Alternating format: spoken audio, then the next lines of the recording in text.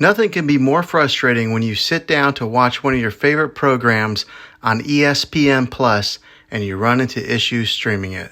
Well, in today's tech video, I'm going to show you how to fix the ESPN Plus app on your Vizio Smart TV.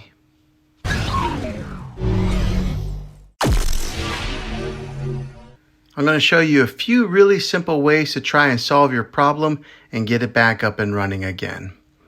The first one, it's the easiest one to try, and that's to unplug your TV from the wall outlet and wait 60 seconds.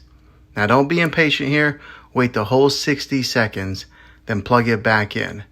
This is very different from turning your TV on and off with your remote control. This is what we call a hard reset of your TV.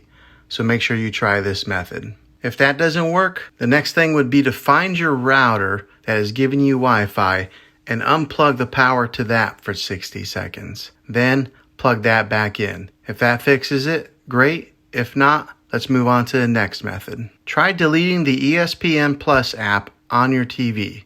Go to wherever the apps are located on your system and remove the app altogether. Then reinstall the ESPN Plus app again. After you reinstall it, you might have to log back in with all your credentials, but hopefully this will work. If this doesn't work, then I recommend buying an affordable Roku stick or Amazon Fire Stick. Plug that into your TV and use that as your main streaming player. You'll be able to access ESPN Plus that way. I'll put links in the description down below of where you can get one. Well, hopefully this video was helpful to you. If it was, throw a thumbs up on it. Go ahead and subscribe to my channel. I make tech videos all the time, and I would love to have you back in the next one. Take care.